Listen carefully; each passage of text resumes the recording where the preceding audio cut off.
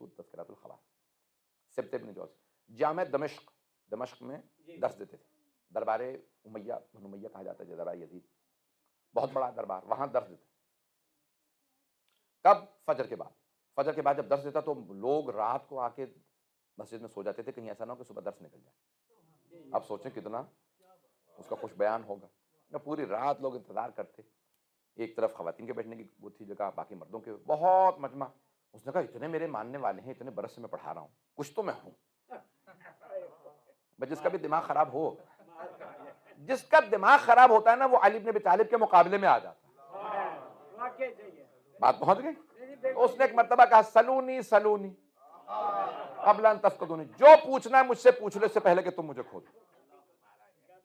وہاں پہ خاتون جو ہے وہ برقعے میں تھیں، کھڑی ہو گئی، بوڑھی خاتون، کہا کہ سبت ابن جوزی، جو پوچھنا ہے، نام لے کے کہنے لگے، جو پوچھنا ہے پوچھ لوں۔ کہا ہاں یہی تو کہہ رہا ہوں۔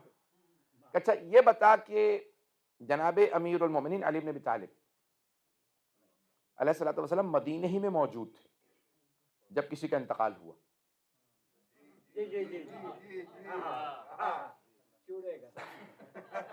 میں نے نام نہیں لیا ہے، تو کہا کہ ایک کا انتقال ہوا، جناب امیر وہیں کوفے میں تھے جب فسادات ہوئے، لوگوں نے مار دیا، علی بن ابی طالب جنازے میں نہیں گئے، وہیں کوفے میں یعنی وہیں مدینے میں موجود تھے۔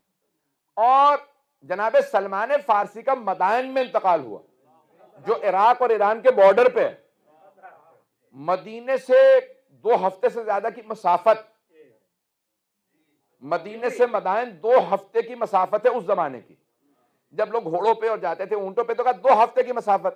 رات میں انتقال ہوا سلمان فارسی کا، صبح علی پہنچ گئے غسل و کفن جنازے کے لیے۔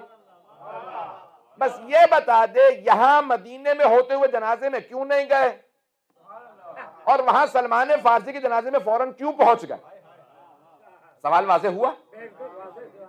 Why did he not attend the funeral of so and so in Medina while he was there? And the funeral was on the streets for 3 days, and Ali ibn Abi Talib did not attend. And Salman died the night. In the morning, the first morning, Ali ibn Abi Talib attended the funeral in Madain. Why? سبت ابن جوزی سوچنا شروع کیا، اس جگہ اگر اس طرف سے جواب دے دوں تو میں پھنس جاتا ہوں، اور اگر اس طرف سے جواب دوں تب بھی میں ہی پھنستا ہوں۔ اس نے کہا کہ اے بوڑھی خاتون، تم مسجد میں اپنے شوہر کی اجازت سے آئی ہے یا اجازت کے بغیر آئی؟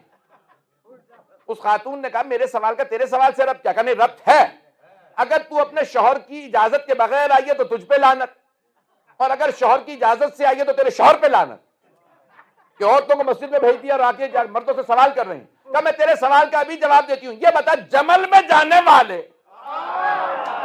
پیغمبر کی اجازت سے گئے تھے یا اجازت کے بغیر گئے تھے؟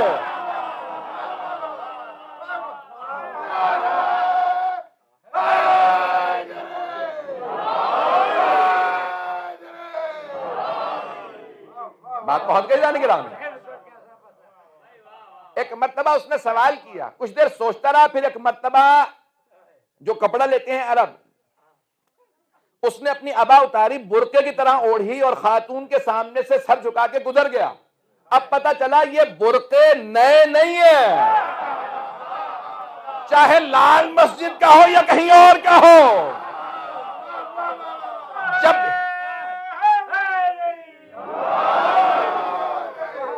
جب بھی کوئی آل محمد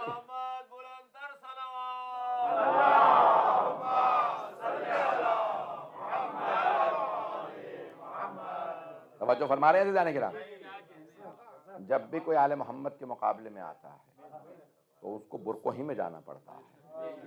عزیزان گرامی، تاریخ بڑی تلخ ہے، لوگوں نے بڑی بڑی عداوتیں رکھی ہیں آل محمد سے اور آج تک رکھ رہے ہیں۔ یہ آج بھی کتنا بغض اور کینہ ہے، کسی کے متعلق بھی کوئی بات کر لیجئے، کوئی کچھ نہیں کہے گا، لیکن جہاں پہ بھی جناب امیر کا یا اہل بیت کا نام آئے، چاہے اذان میں ہو کہیں پہ بھی ہو، کتنے روکنے والے مل جائیں گے، فتوے میں لگانے والے مل جائیں گے۔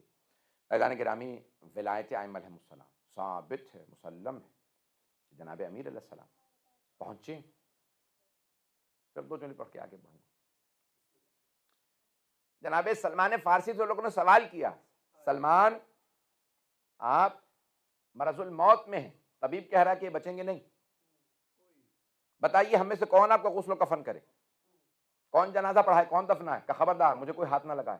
مجھ سے صادق نبی نے سچا وعدہ کیا، اے سلمان جس نے میرا غسل و کفن کیا وہی آپ کو غسل و کفن کرے گا، اے سلمان جو میرا جنازہ پڑھائے گا وہی آپ کا جنازہ پڑھائے گا۔ مدائن والے کہنے لگے لیکن علی بن ابی طالب تو مدینے میں ہیں، ہمیں 2 ہفتے سے زیادہ لگیں گے کہ وہاں جا کے خبر دیں جناب امیر کو کہ سلمان آپ ہمارے لیے وصیت کر دیجئے، ہم میں سے کون دفنا ہے؟ علی کو کہاں جا کے اطلاع دیں گے ہم؟ بے انتہا گرمیاں ہیں، مدائن گرم علاقہ ہے، آپ کا بدن خراب ہو جائے گا تب تک۔ کہا نہیں، میرا بدن چھوڑ دینا، جنازہ پڑا رہے مجھے پرواہ نہیں، مجھ سے نبی اکرم نے وعدہ کیا جنازہ پڑا ہے تو پڑا رہنے دینا، کوئی مجھے ہاتھ نہ لگائے، کوئی غسل و کفن نہ دے، مجھ سے رسول خدا سچے نبی نے سچا وعدہ کیا۔ لوگ پریشان، ان کا انتقال ہو گیا اسی رات کے اندر۔ صبح صبح سب لوگ پریشان کہ اب کیا کریں، گرمیاں بہت شدید، اور یہاں پہ وہ وصیت کر کے خبردار کوئی مجھے نہ دفنائے۔ جب لوگ باہر کھڑے تھے اچانک دیکھ رہے ہیں دھول اڑ رہی، کہا کوئی مدینے کی جانب سے آتا نظر آ رہا ہے۔ کچھ ہی دیر میں سب نے دیکھا کہ جیسے ہی نمودار ہوئے چہرے سے اپنا امامے کا نقاب ہٹایا تو سب نے کہا یا علی آپ یہاں کہاں؟ کہا تمہیں راز سلمان نے بتایا نہیں تھا کہ میں آؤں گا؟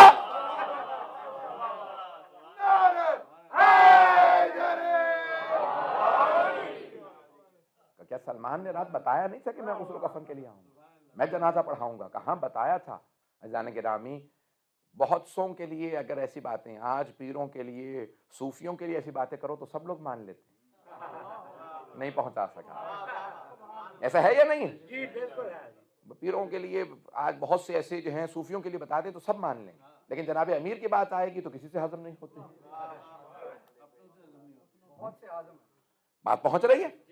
ایک بہت بڑے صوفی سے متعلق وہ کہنے لگے کہ بھئی ہمارے جو نام نہیں لے سکتے، آج کل تو ایف آئی آروں کا دور ہے، میں بہت کچھ پڑھ گیا ہوں، اتنی ہو چکے ہیں مسائل، مزید اب مجھے بھی پھر جاننا اگلے ہفتے، ایک ہفتے کے بعد، تو میں پرواہ نہیں کرتا ہوں، میں تو اس سے زیادہ کھل کے پاکستان میں پڑھتا ہوں۔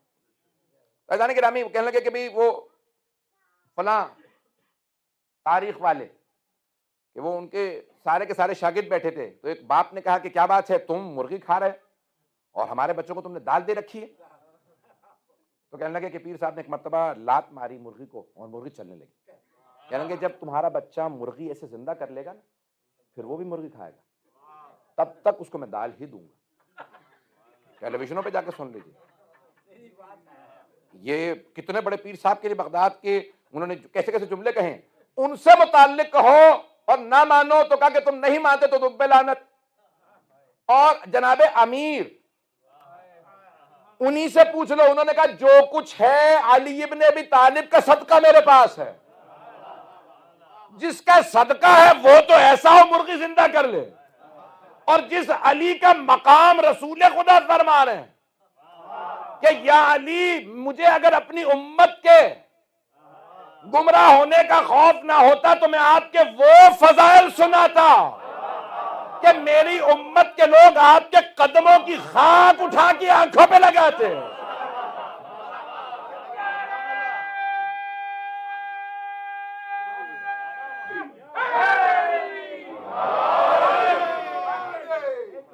یا علی عیسی ابن مریم نے کچھ فضائل دکھائے، کچھ معجزات دکھائے، مردوں کو زندہ کیا، لوگوں نے کہا یہ ابن اللہ ہے، یہ اللہ کا بیٹا ہے۔ کہا یا علی آپ نے اتنے معجزات دکھائے ہیں، اسی لیے عزیزان گرامی اتنے معجزات، اور جناب امیر کے معجزات پہ آج یقین مانی ہر جگہ پہ بہت سے لوگ اٹھیں گے فوراً، یہ معجزہ کیسے ہو سکتا ہے، یہ بات کیسے ہو سکتی ہے۔ عزیزان گرامی یہاں تک میں بات پیش کر رہا ہوں، اصول کافی کی روایت کہ جناب امام صادق السلام سے کس نے اعتراض کیا؟ پڑھوں یا رہوں؟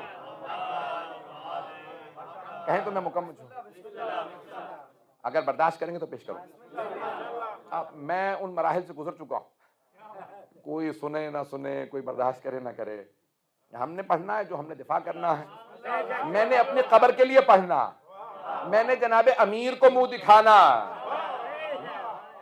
عزیزان گرامی یہاں تک کہ چھٹے امام سے کہا اصول کافی کی روایت موجود ہے، جا کے دیکھیے، کہا کہ آپ کے جد پہ لوگ اعتراض کر رہے ہیں کہ انہوں نے کہا تھا کہ کوفے میں جب آپ نے کہا کہ جناب امیر علیہ السلام نے کوفے والوں چلو میرے ساتھ چلو معاویہ سے جنگ کریں گے، تو کہا یا علی سردیاں بہت زیادہ ہیں۔ مولانا نے کہا بھئی اب گرمیاں آ گئی ہیں، یا علی گرمی بہت زیادہ ہے، کہ سردیوں میں کہتے ہو گرمی زیادہ ہے، گرمیوں میں کہتے ہو سردی زیادہ ہے، تمہارا تو جی ہی نہیں ہے جہاد کا۔ کہ یا علی آپ کی جنگ آپ جا کے خود لڑ لیں. تو مولانا نے ایک مرتبہ کہا کہ میں جب چاہوں اسے شکست دے دوں. جنگ ذاتی نہیں ہے، اسلام کی ہے. توجہ توجہ. تو کہا اسلام کی جنگ ہے، میری ذاتی جنگ نہیں ہے، میرا معاملہ نہیں. ایک مرتبہ آپ کھڑے ہوئے اور آپ نے اپنی لات ہوا میں گھسائی اور اپنا ہاتھ اٹھایا اور کچھ اٹھانے کے بعد زمین پہ پھینکا. کہا یہ جو میں نے بھی ہوا میں لات ماری ہے، یہ جو کک میں نے کی ہے نا، I've kicked in the air، یہ میں نے شام والے کے پیٹ میں لات ماری. یہیں پہ آدم خاموش ہو گیا. مولانا نے کہا میں نے اس کے پیٹ میں لات ماری ہے. کوفے میں بیٹھ کے کہا دمشق میں اس کے پیٹ پہ لات ماری ہے. اور ہاتھ بڑھا کے جو میں نے پھینکا اس کو ممبر سے اٹھا کے مونچھوں سے میں نے زمین پہ پھینکا. ہاتھ میں مونچھیں دکھائیں. تو اب وہاں کوفے والے کہ کیسے ہو سکتا ہے، علی کوفے میں بیٹھے ہیں، وہ دمشق میں بیٹھا ہے. تو چھٹے امام سے لوگوں نے اعتراض کیا آپ کے دادا علی نے اتنی بڑی بات کر دی. توجہ. اعتراض کیا چھٹے امام پہ کہ آپ کے دادا کہتے ہیں میں نے اس کے پیٹ میں لات ماری. شام سے قافلہ آ رہا تھا، 1-1.5 مہینے بعد کا یہ جو شام سے قافلہ آیا ہے نا، پوچھو شام میں سب خیریت ہے؟ کہ شام میں سب ٹھیک تھا. ایک دن اچانک معاویہ نے بیٹھے بیٹھے پیٹ پہ دونوں ہاتھ رکھے اور اچانک سے دھڑام سے زمین پہ گر گیا. جب اٹھا تو مونچھیں غائب تھیں. لوگوں نے پوچھا کیا بات ہے؟ کہ اچانک مجھے لگا کسی نے پیٹ میں لات ماری ہے اور مونچھوں میں ہاتھ ڈال کے مجھے پھینک دیا. چھٹے امام سے لوگوں نے اعتراض کیا کیسے ممکن ہے؟ علی کوفے میں تھے، وہ دمشق میں تھا، 1 ہفتے کا سفر ہے، کیسے ہو سکتا؟ چھٹے امام سے اصول کافی کی روایت ہے. چھٹے امام نے فرمایا مجھے تعجب ہے تمہاری عقلوں پہ. اگر چھوٹے نبی جناب سلیمان، ان کا ایک چھوٹا وصی آصف ابن برخیا تخت بلقیس پلک جھپکنے کی مدت سے پہلے لے آئے، تو کیونکہ قرآن میں تم مان لو اور سب سے بڑے نبی کا سب سے بڑا وصی علی اگر کہے میں نے شام والے کو گرا دیا تو تمہیں یقین نہیں آتا.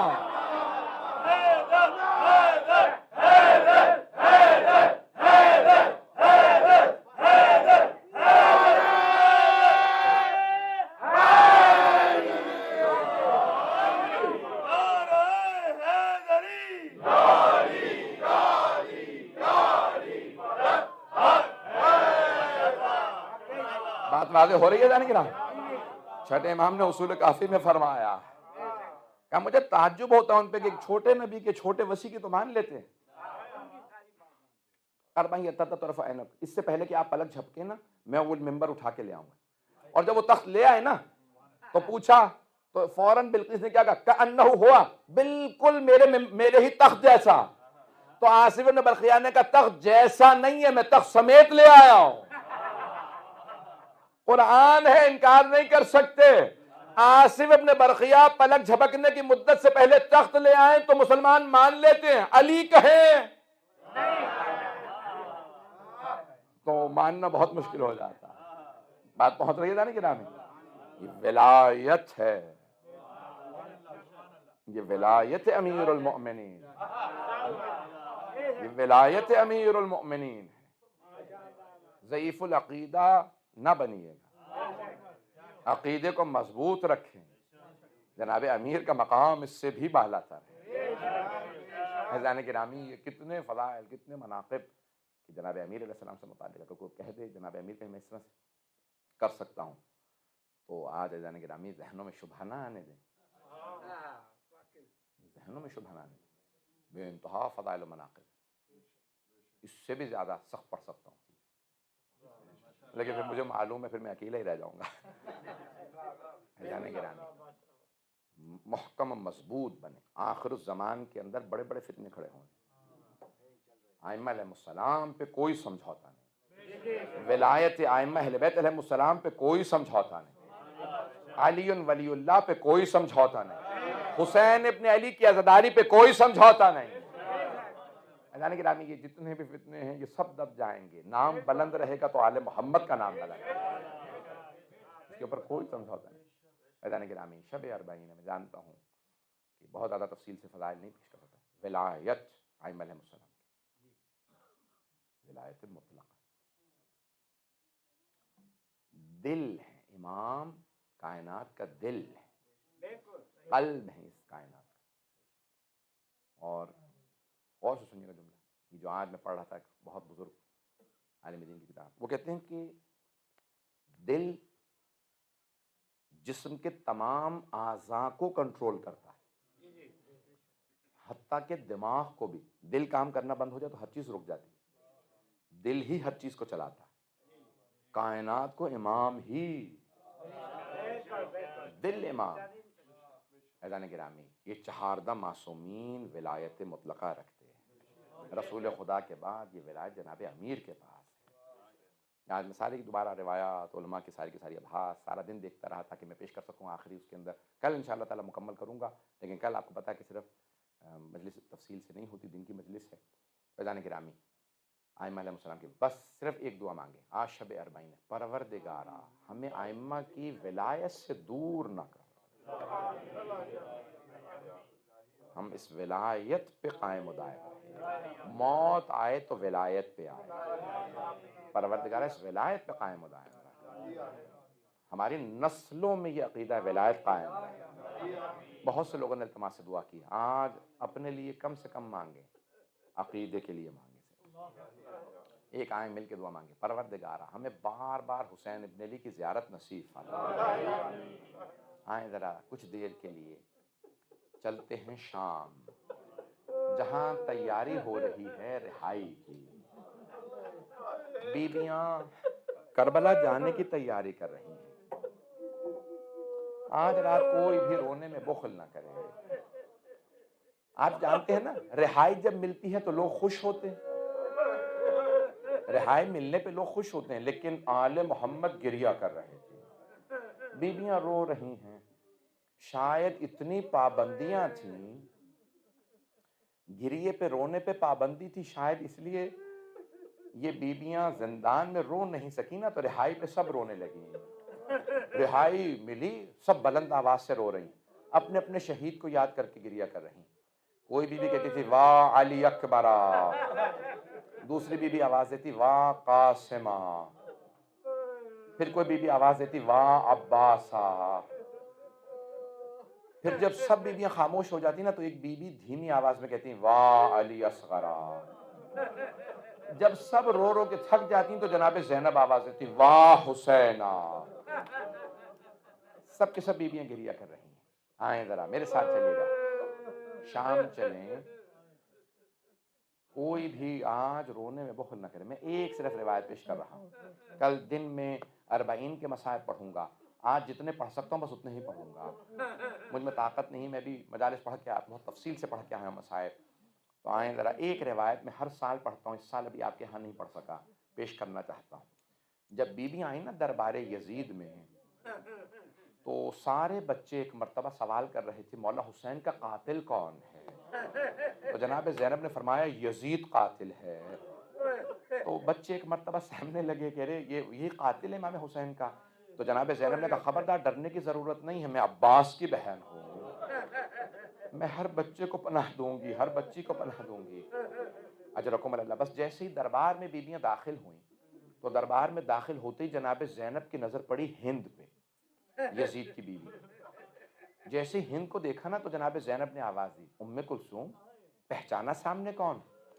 کبھی بھی جب سے عباس کی شہادت ہوئی ہے میری دور کی بینائی کمزور ہو گئی، مجھے دور کی چیزیں نظر نہیں آتی۔ کہ ام کلثوم غور سے دیکھو سامنے ہند ہے۔ کبھی بھی کون سی ہند؟ وہ ہند جسے ہم نے پردہ سکھایا۔ کہاں ام کلثوم وہی ہند۔ کبھی بھی ہند تو پردے میں ہے، ہماری چادریں نہیں۔ اجرکم اللہ۔